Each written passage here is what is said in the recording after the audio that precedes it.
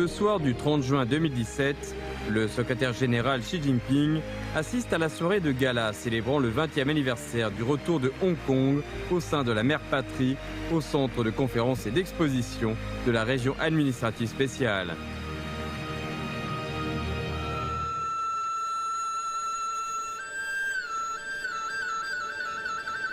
Passons en revue un parcours historique.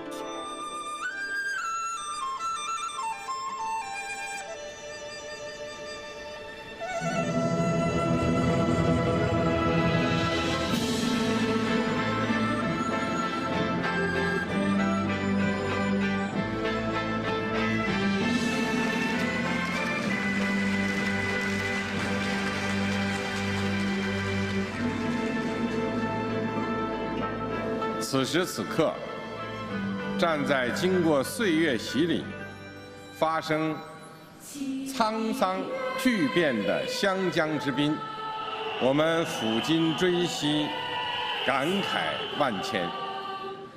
香港的命运从来同祖国紧密相连。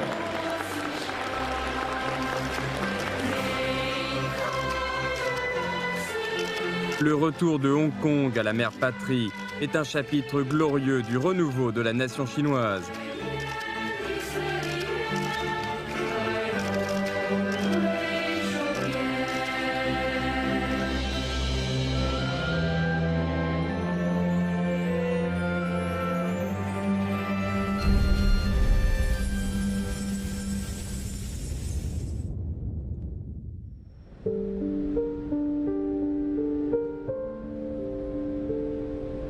Le fleuve Shenzhen sépare Shenzhen de Hong Kong.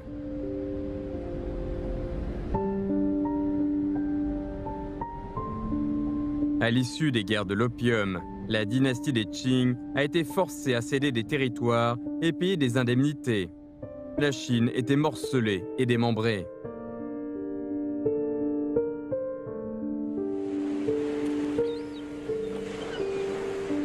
Hong Kong était alors séparé de la Chine comme un enfant forcé à quitter sa mère. De l'autre côté du fleuve, l'île était toujours sous le regard de la mère patrie, mais n'en faisait plus partie.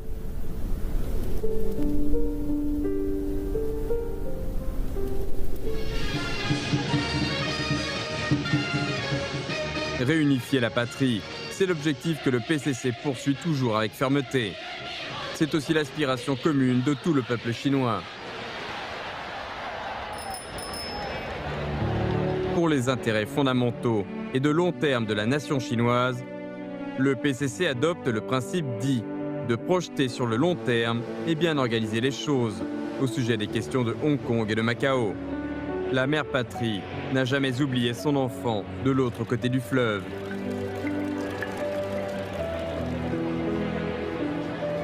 En 1963, une pénurie d'eau douce frappe Hong Kong. Les réserves ne sont suffisantes aux besoins de tout Hong Kong que pour une quarantaine de jours. Le PCC décide de faire amener l'eau du fleuve Dongjiang pour répondre à l'urgence.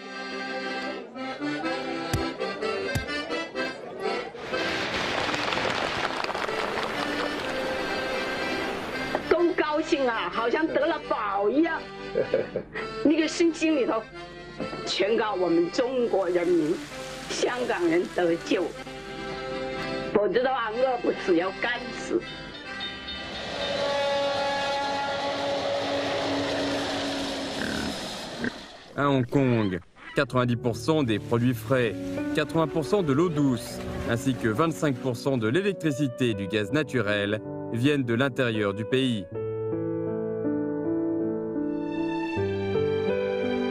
Sans le soutien constant de ce dernier, il n'y aurait pas eu de prospérité à Hong Kong.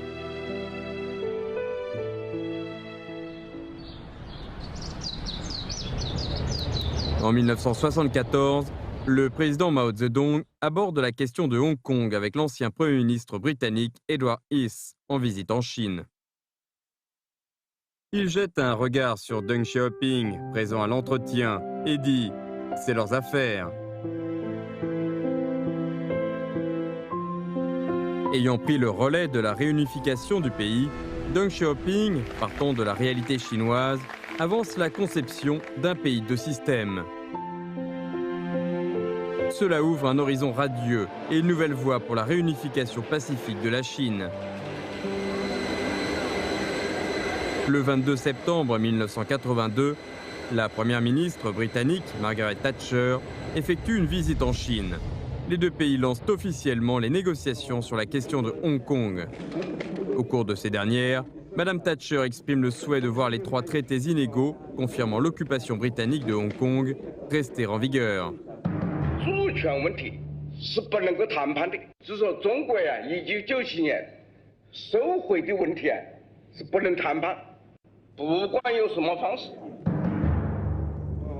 Selon Madame Thatcher, la prospérité de Hong Kong dépend de l'administration britannique et son retour à la Chine aurait des effets dévastateurs sur Hong Kong. Deng Xiaoping répond.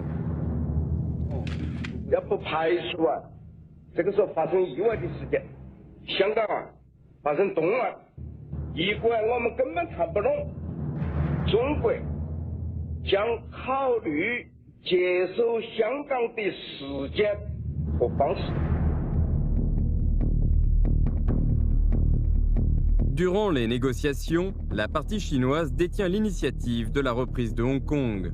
Le ton est donné au sujet de cette question selon la volonté du PCC et du peuple.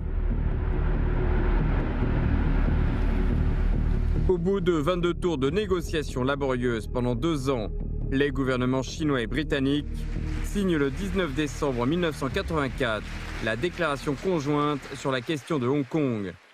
Le gouvernement chinois annonce qu'il recouvrera l'exercice de sa souveraineté sur le territoire de Hong Kong dès le 1er juillet 1997, que la région administrative spéciale de Hong Kong sera créée en vertu de l'article 31 de la Constitution de la République populaire de Chine et qu'elle relèvera directement du gouvernement central chinois et jouira d'un haut degré d'autonomie.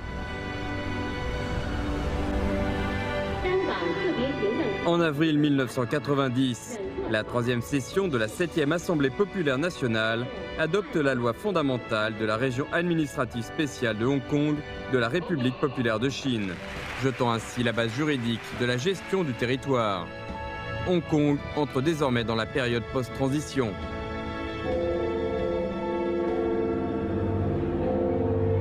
À la fin des années 1980 et au début des années 1990, surtout après la chute du mur de Berlin, Londres, s'appuyant sur une analyse erronée de la situation, pose de nombreux obstacles à la passation pacifique des pouvoirs à Hong Kong et va jusqu'à une confrontation ouverte.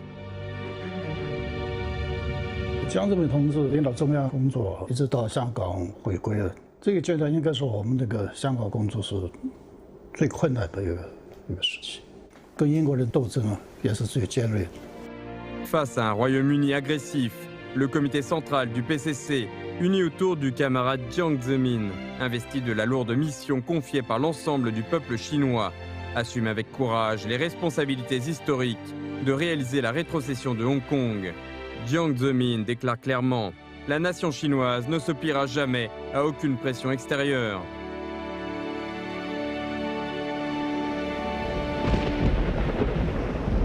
En octobre 1989, les autorités britanniques de Hong Kong, sans consulter la partie chinoise à l'avance, annoncent unilatéralement qu'elles construiraient un nouvel aéroport.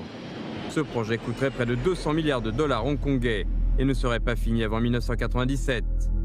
La plupart des dettes seraient remboursées après la rétrocession de Hong Kong, ce qui serait un lourd fardeau pour le gouvernement de la future région administrative spéciale.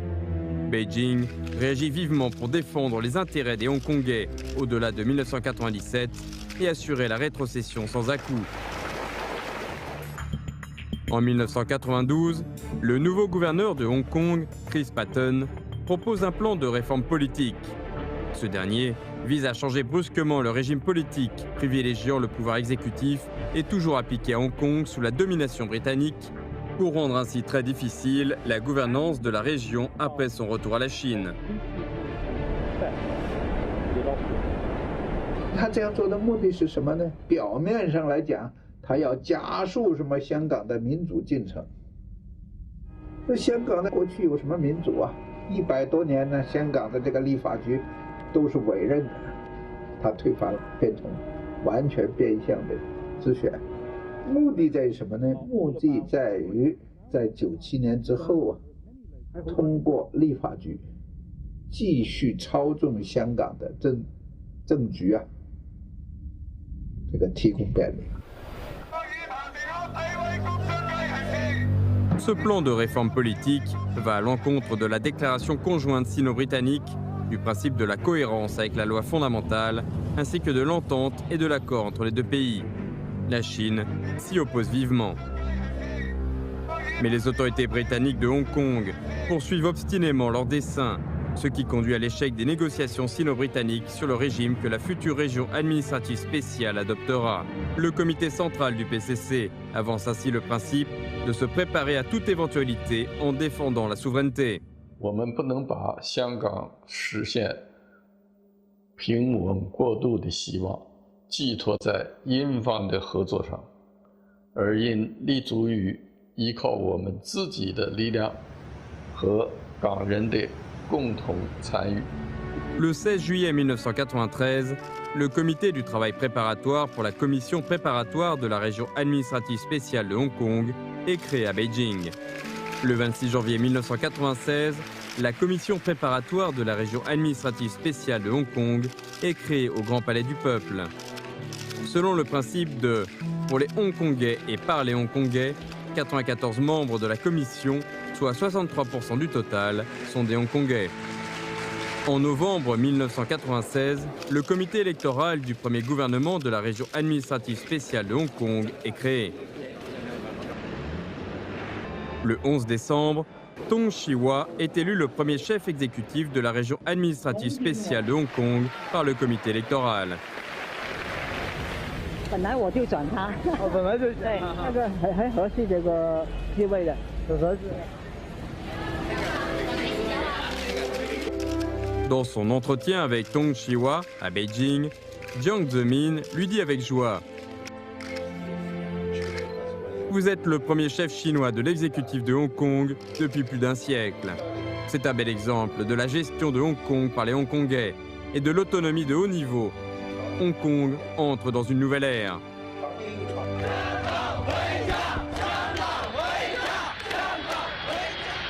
Le 30 juin 1997, vers 17h, l'avion spécial de la délégation du gouvernement chinois atterrit à l'aéroport Kai Tak de Hong Kong. Jiang Zemin descend de l'échelle de coupé. Après 156 ans, un leader chinois du plus haut niveau met enfin pied sur cette terre chinoise.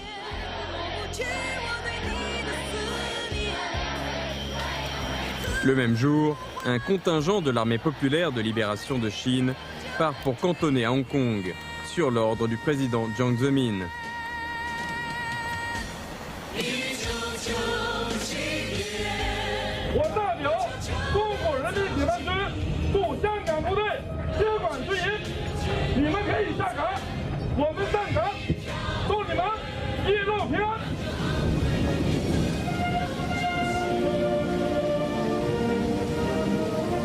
La pluie nettoie l'humiliation que la nation chinoise a subie pendant un siècle. Hong Kong, qui était séparé de la patrie pendant 156 ans, est enfin de retour.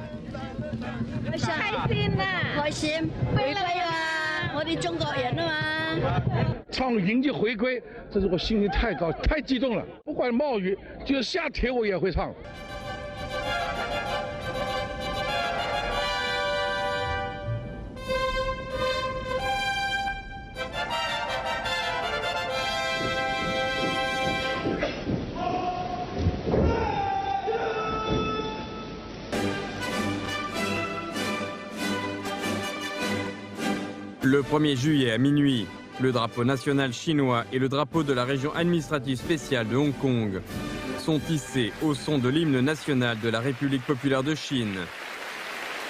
此时此刻，世界各国人民都把目光投向香港。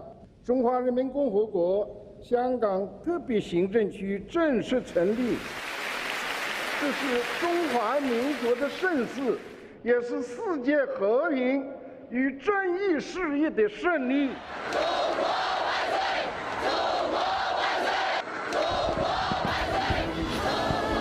国万岁！中国万岁！中国万岁！ Hong Kong, qui a vécu un siècle d'épreuves, retourne enfin au sein de la mère patrie. C'est une étape majeure pour la réunification totale de la Chine. Un grand exploit qui est inscrit dans les annales du développement de la nation chinoise. Les compatriotes de Hong Kong sont désormais les vrais maîtres de cette terre chinoise. 我深信不疑，香港的将来会更加美好。 À partir du moment de la rétrocession, Hong Kong entre dans la nouvelle période historique, marquée par un pays de système. La gestion de Hong Kong par les Hongkongais et une autonomie de haut degré. Le destin de Hong Kong est désormais plus étroitement lié à celui de la mère patrie.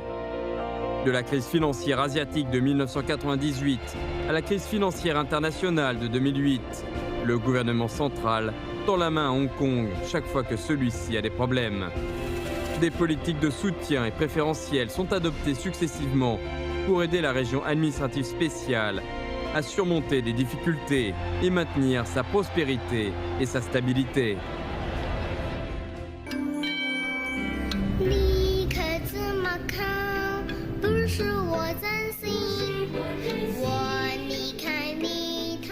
Quand le processus de rétrocession de Hong Kong est lancé, un autre enfant de la Chine, Macao, prend le chemin pour retourner à la mère patrie.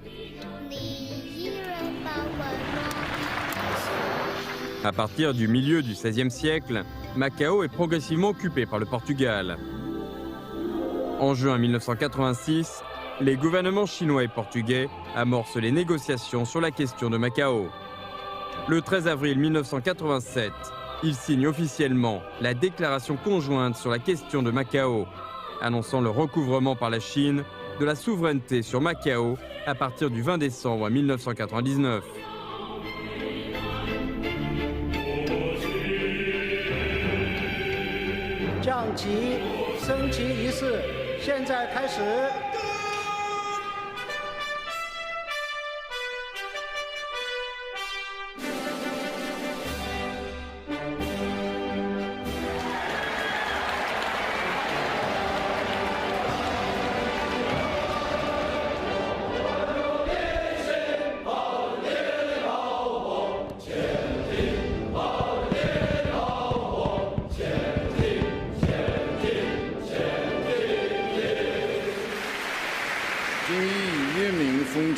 波平如镜，中葡两国政府在这里举行庄严的澳门政权交接仪式，宣告中国政府对澳门恢复行使主权。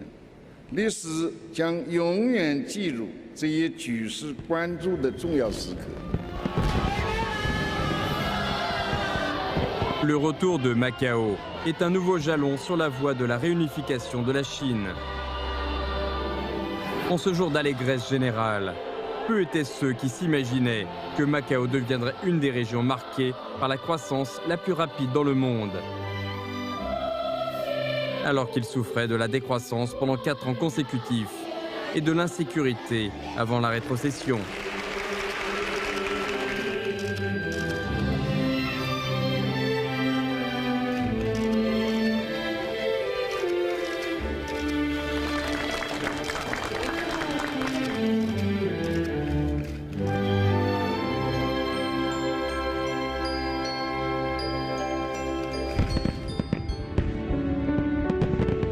Le jour de la rétrocession de Macao, les communistes chinois regardent dans le sens de la plus grande île du pays, de l'autre côté du détroit, Taïwan. 此时此刻，我想起了唐代诗人王维的著名诗句：“遥知兄弟登高处，片差茱萸少一人。”在祖国内地人民与香港同胞、澳门同胞同庆澳门回归这一名作盛世之时，我相信台湾同胞也同我们有着一样的欢乐的心情。 À partir de 1949, les deux côtés du détroit de Taïwan se trouvent en état de confrontation et d'éloignement. Dans les années 1980, Deng Xiaoping avance l'idée d'un pays deux systèmes, ouvrant ainsi la porte au développement des relations interdétroits. En 1987, sous les pressions intérieures et extérieures, les autorités de Taïwan réajustent leur politique et autorisent les habitants de l'île à retrouver leur famille sur la partie continentale de Chine.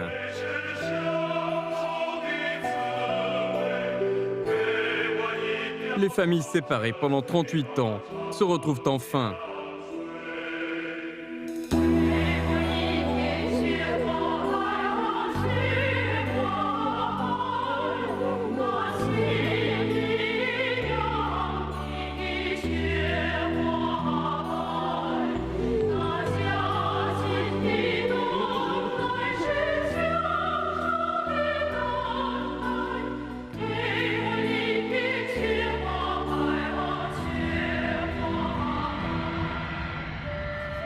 En 1990, les autorités de Taïwan approuvent la création de la Fondation des échanges entre les deux rives. Fin 1991, la partie continentale fonde l'Association des relations à travers le détroit. En mars 1992, les deux organisations entament des pourparlers et parviennent au consensus de 1992, selon lequel les deux rives du détroit font partie de la même Chine et travaillent ensemble à réaliser la réunification du pays. 所以今天我们可以说，就9·2共识的内容就是两段经过协商、相互认可的文字，不是再去表述其他的。Le 27 avril 1993, le président de l'Association des relations à travers le détroit, Wang Daohan, et le président de la Fondation des échanges à travers le détroit, Ku Chunfu, se rencontrent à Singapour. 坐下来谈。 我们两岸之间的许多问题都是可以逐步解决的，我们都有个共同的目标，能走向统一。Le 14 octobre 1998, Ku Chunfu effectue une visite sur la partie continentale sur invitation à la tête de la délégation de la Fondation des échanges à travers le détroit. À l'hôtel de la paix de Shanghai, avec Wang Daohan, ils reprennent l'entretien reporté de 3 ans à cause des perturbations des sécessionnistes pour l'indépendance de Taïwan. 中国的这个指标是，我认为还是要回到这里，才能够跳脱现在的僵局。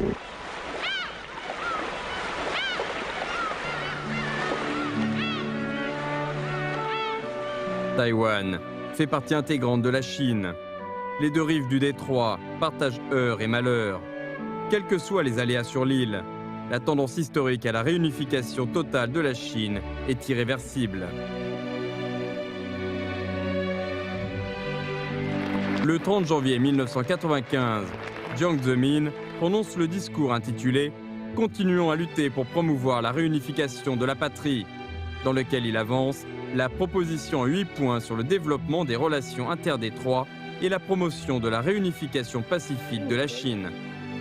Le 4 mars 2005, Hu Jintao avance la proposition en 4 points sur le développement des relations interdétroits dans le nouveau contexte. Puis la 3e session de la 10e Assemblée populaire nationale adopte à la majorité la loi anti-sécession. Le 28 avril 2005, Hu Jintao et Lian Chan ont un entretien officiel à Beijing. Il s'agit de la première poignée de main entre les deux principaux dirigeants du PCC et du Kuomintang depuis 60 ans. Le 7 novembre 2015, Xi Jinping rencontre Ma Ying-jeou à Singapour. C'est la première rencontre entre les deux leaders des deux rives du détroit depuis 1949. Ouvrant la voie au dialogue direct entre les dirigeants des deux côtés.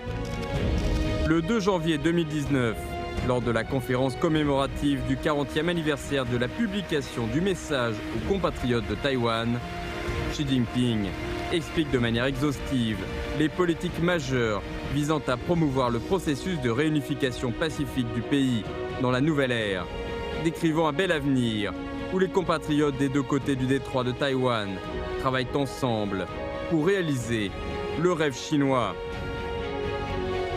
历史不能选择，现在可以把握，未来可以开创。新时代是中华民族大发展、大作为的时代，也是两岸同胞大发展、大作为的时代。前进道路上不可能一帆风顺，但只要我们和衷共济、共同奋斗，就一定能够共创中华民族伟大复兴、美好未来，就一定能够完成祖国统一大业。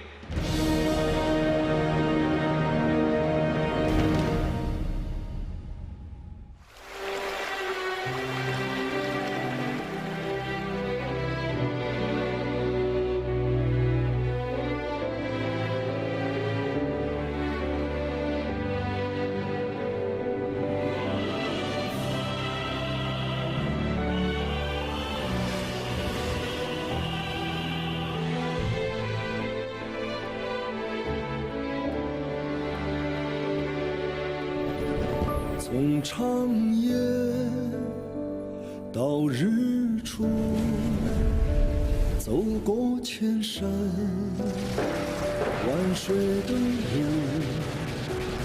每一步都是信仰足迹，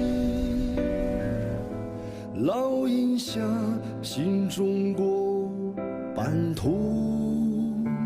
从贫弱到富强，走出复兴，为业征途，每一天都有奋斗牺牲，只为人民拥抱幸福，凭着心中坚定信念，干叫日月换新天，军官满道，风雨无阻，汇聚起中华儿女同向前。